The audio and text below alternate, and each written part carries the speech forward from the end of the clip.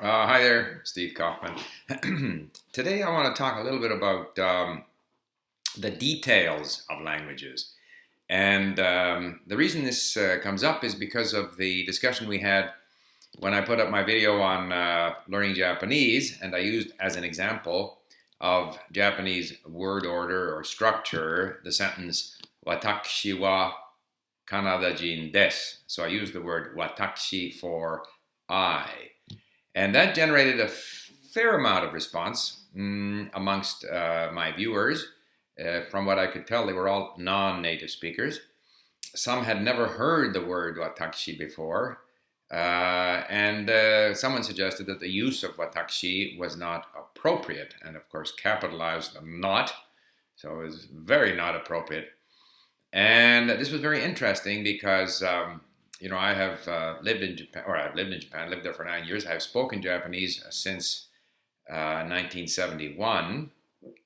And I think mostly, if I'm speaking formally, I say watashi for whatever reason.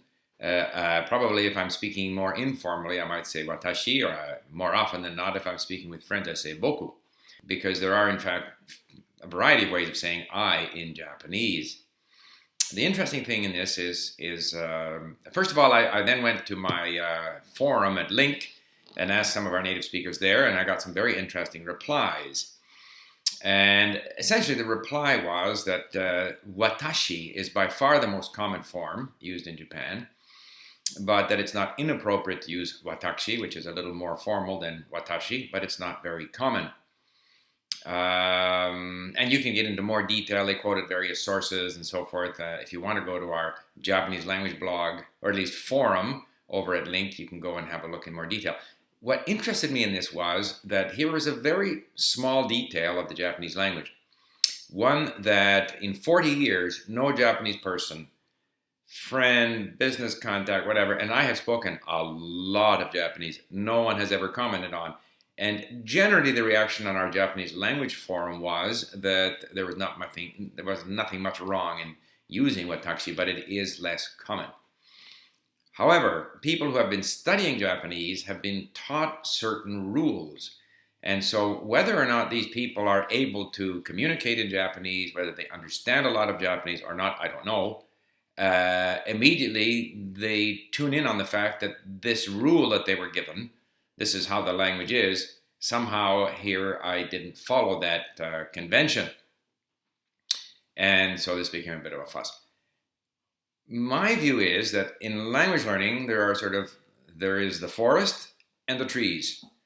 There are the details, the nuts and bolts, and then there is the big picture.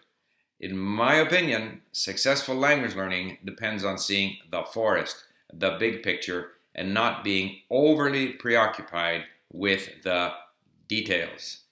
It's not just the watashi in Japanese. Even things like, ser and estar in Spanish, which sometimes are difficult to get the hang of. You're not entirely confident when to use ser and estar, despite having read the explanations umpteen times. This doesn't prevent comprehension. It doesn't prevent you from understanding. It doesn't prevent you from communicating. Similarly with the subjunctive in some of the Romance languages. Some of the cases where you use the subjunctive are obvious. Some are less obvious. But it doesn't prevent you from communicating. I know that in the Canadian public service, where people get a bilingual bonus for being bilingual, English speakers, native speakers of English, are tested on their French to see if they qualify for this bilingual bonus, and they're marked down for getting the subjunctive wrong, which to me is absolutely ridiculous. The issue should be if that public servant sits in a meeting and everyone's speaking in French, does he or she understand? Can that public servant express an opinion and get their views across in French? And I can assure you that it's possible to do both those things without being right all the time on the subjunctive. It's also true that in language, a lot of this detail, we get it right sometimes and wrong sometimes. We might get it wrong and get it right the next time, or get it right one time and get it wrong the next time. So that constantly looking for where people have their shirt tail hanging out to me is not very constructive. Like I personally don't care in Japanese. I will continue to say watashi. It hasn't offended anyone so far in 40 years, any native speaker. So to me, it's not a big deal. Part of it is that the way languages are taught, very often the details are put up front. This again, I had the discussion somewhere when someone said, well, Japanese is an SVO or an SOV language. Subject, verb, object, subject, object, verb. Like I never think of a language in those terms. I don't find it helpful. All I want to know is how do they say this in their language? And you will soon discover in Japanese that the verb ends up at the end a lot of the time, or sometimes there's only a verb, or sometimes there's no subject.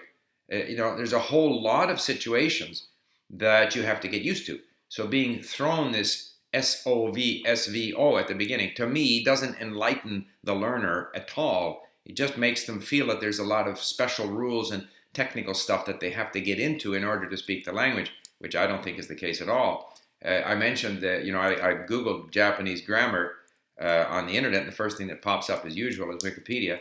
And I quoted it in my last video, and I'll do it again because it's so, to my mind, outrageous.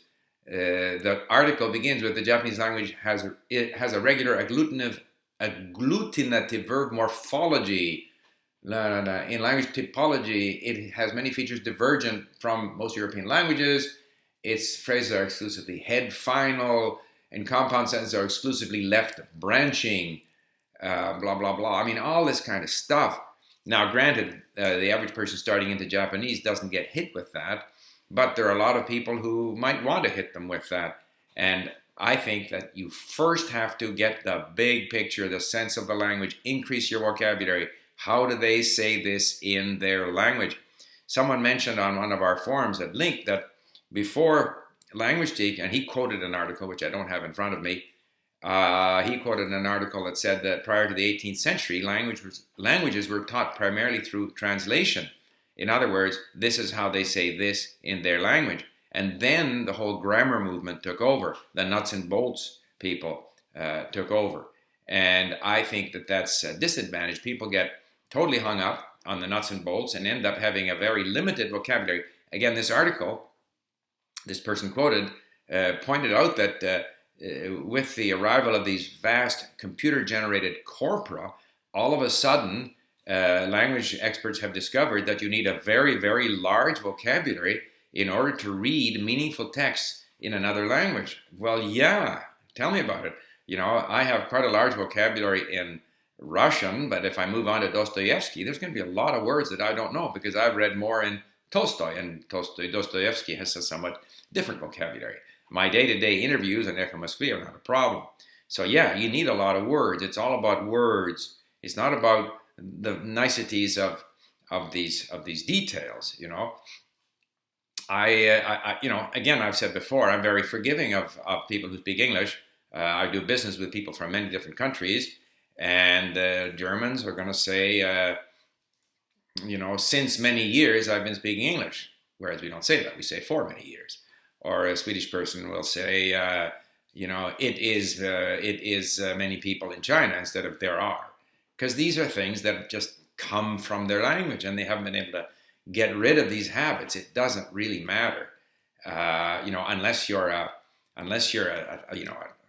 legal translator or something. And this is the other thing too that makes language learning different from, say, engineering or some of these other sciences. If you're an engineer and you're building a bridge, you've got to have your details down or that bridge is going to fall down. I mean, that's a completely different situation from learning a language where really all you have to do is communicate. And a few mistakes here and there are not going to impede communication. Now, that's not to say that you shouldn't work on improving, and I do. But the best time to study grammar, and I'm having a final time now going back to my Russian grammar books for the 7th, 8th, 9th time, reading the same rules. And every time it just seems that much more meaningful. And every time I'm able to take that back to my listening and reading and identify some of those things that were described in those grammar rules. But if you're hit with the nuts and bolts up front, or if you're overly concerned about the nuts and bolts, overly concerned about the details, it, I think, will impede your learning of the language. Get the big picture in, and then you can go back in later and clean up some of the bits and pieces. And if some of them don't get cleaned up, like my watashi, then so be it. I've enjoyed 40 years of very successful communication in Japanese, and I'm quite sure that that's not the only peculiarity that I have in my Japanese. But if I go forward and I want to improve my Japanese, I am more interested in increasing my vocabulary so that I can read Japanese literature, so that I can express myself better, than worrying about the few loose threads or shirt tails hanging out that are to be found undoubtedly in all of the languages that I speak. So, thank you for listening, and we look forward to your comments. Bye for now.